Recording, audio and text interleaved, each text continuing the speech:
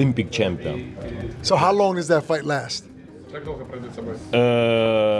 Listen, my opinion, it's 1 round. There's been some talk about possibly Joshua using Jake Paul as a tune-up to fight you. What are your thoughts on that? I don't know about tune-up. I think Jake Paul knocks him out. You make of that?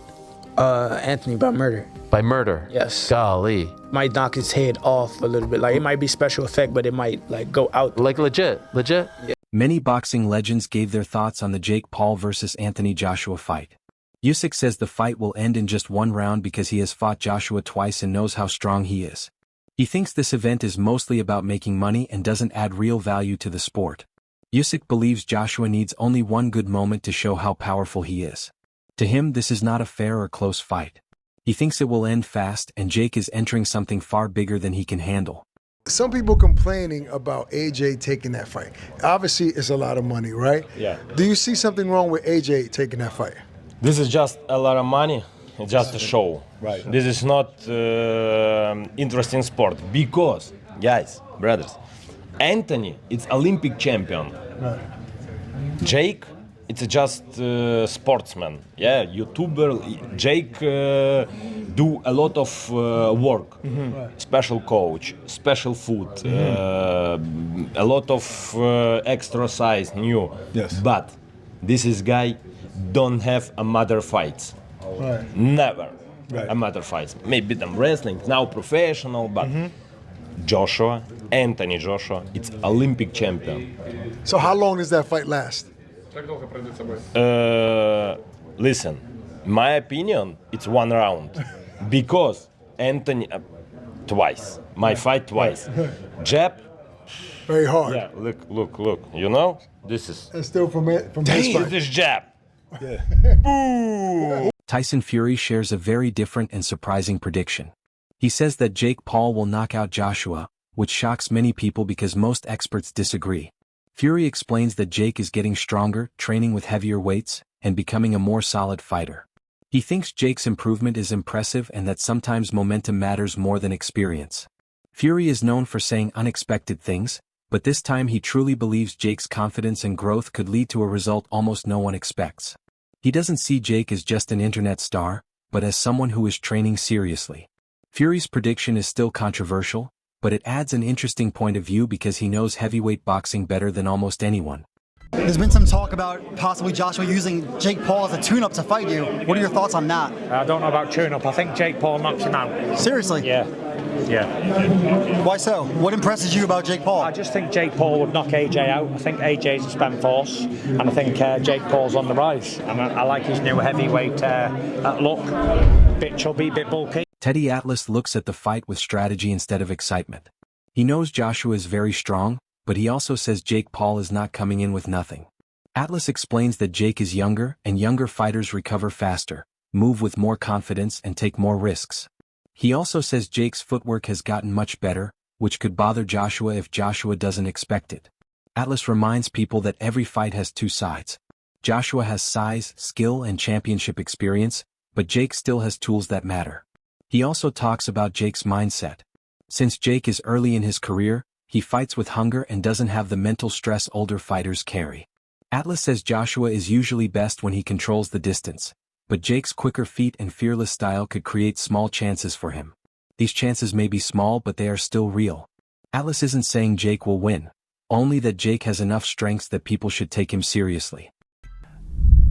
While we look at all the advantages that Joshua has, let's look at how I look at where maybe Paul has some advantages. He's younger. His feet are a little faster. I know he's not at that level of a fighter. I get it. But his feet are faster. Joshua's feet are not that fast, closing gaps, getting to somebody. To hit him, even if you're better than him, you still got to get to him to hit him.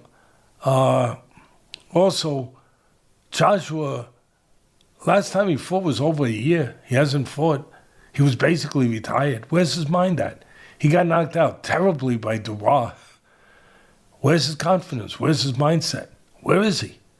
Is he taking this fight the way that fans are, overlooking Paul, taking him for granted? Yeah, probably is. Might be. Does that weigh in? Yeah, that weighs in. People don't look at those parts of it. And the weight. Paul's smart. he always puts clauses in there. I know this is the first time he's fighting a guy who's bigger than him and all that stuff, but he put in a 245-pound weight, clause where he can't come in over 245. What is Joshua weighing? He was off over a year. He was basically retired. Was he 280? Was he 290? Was he 275? Easily could be the case. He didn't have a lot of time now to get to 245. How does that affect him? Oh, we forgot about that. It's a little thing, but it's not that little. It's a thing that Paul put there for a reason. Again, Paul hasn't made too many mistakes. He's been pretty damn smart. I'm not saying he's the fighter that Joshua is, but I don't know if Joshua's the fighter that Joshua was. Lamont Roach talks with respect for the sport and real worry about what could happen if Anthony Joshua fights Jake Paul seriously. He doesn't think this is an even matchup because Joshua's strength and experience create a danger Jake has never faced. Roach explains that Joshua doesn't even need to attack with full power for things to go badly. Just one strong punch from Joshua could change everything, especially with their big difference in size and skill. He warns that Joshua's heavyweight power is not something an influencer-turned-fighter can handle safely. The physical gap between them could put Jake in real danger. Excuse me. My first thoughts was this guy's crazy. Not gonna lie. But I get it.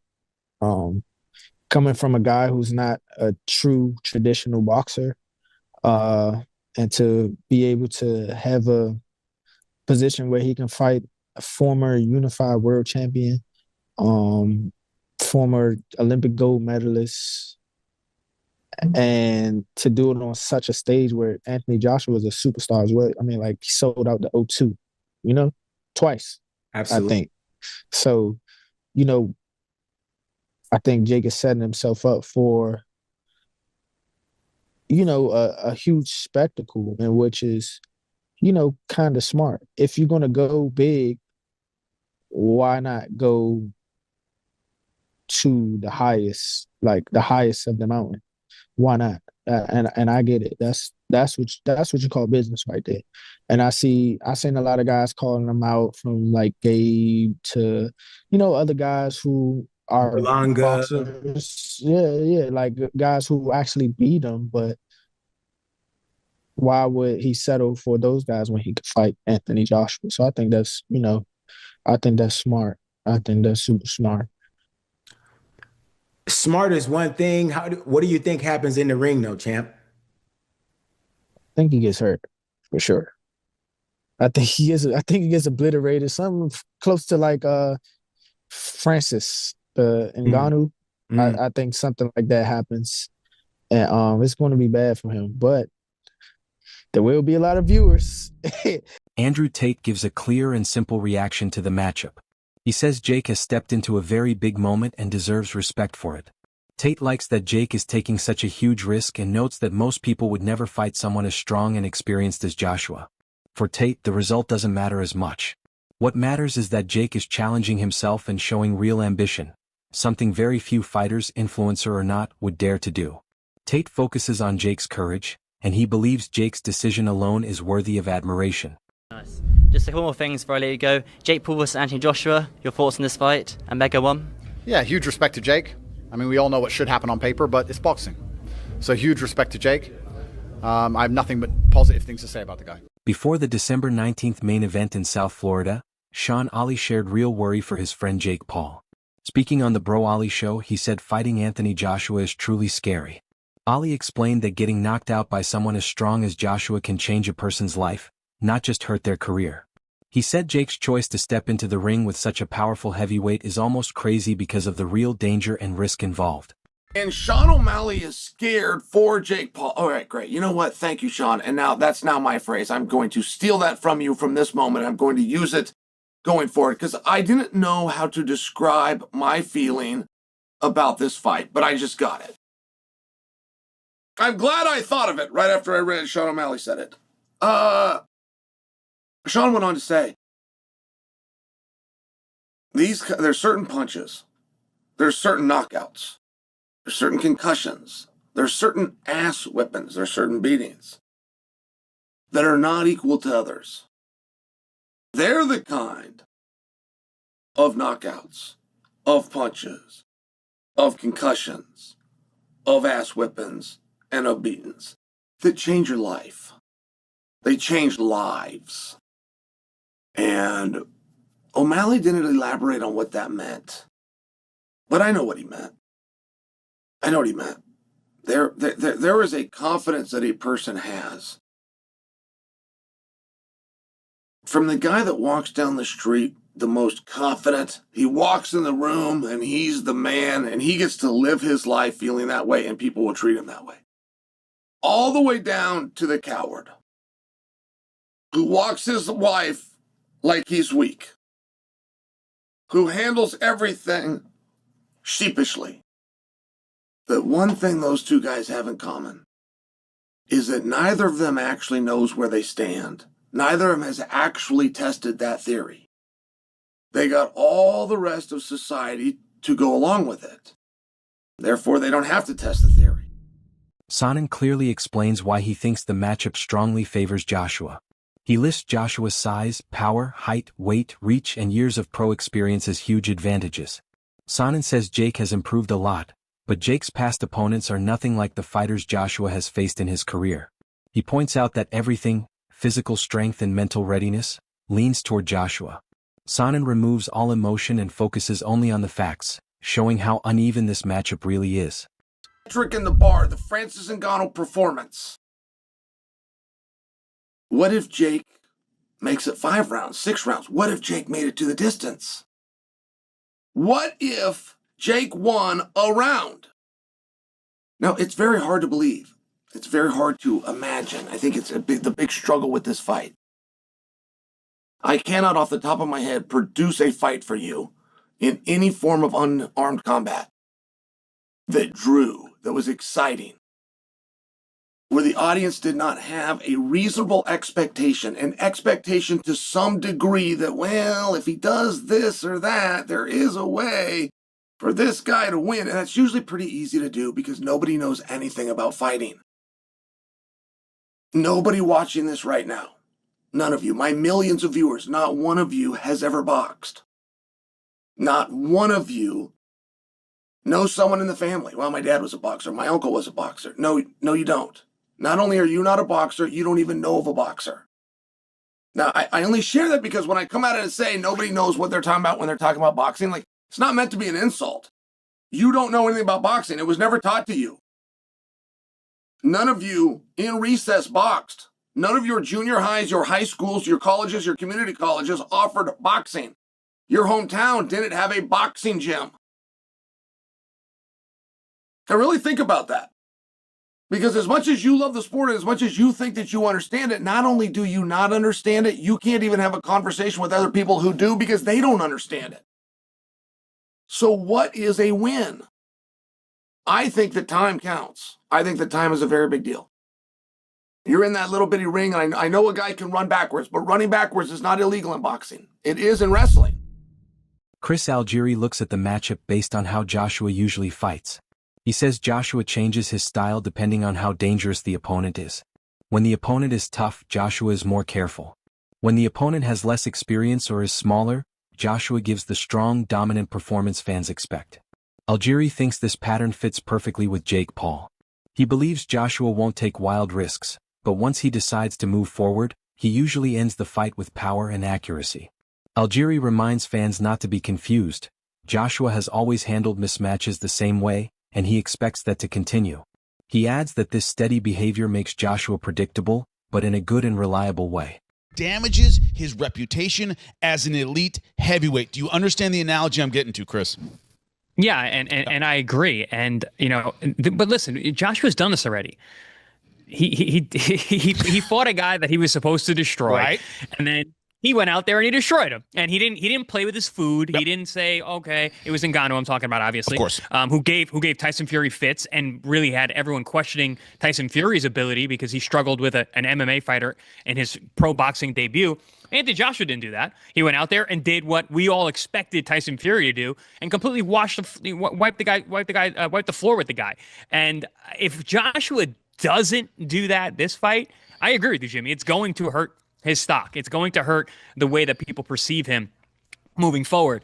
And also, I think, honestly, and if he doesn't go out there and just lay into Jake Paul and end it in the first, if not second round, to me, it's gonna look fishy to me. It's gonna look like this was a setup, this was an exhibition, this wasn't a real fight. If this is a real fight, it should be over in 90 seconds because Anthony Joshua is a legit gold medalist, super heavyweight, crazy athlete, awesome power, and Jake Paul just isn't on that level in any way. And he's not and he's undersized. You know, Jake Paul was fighting a cruiserweight in his last fight. He was under 200 pounds.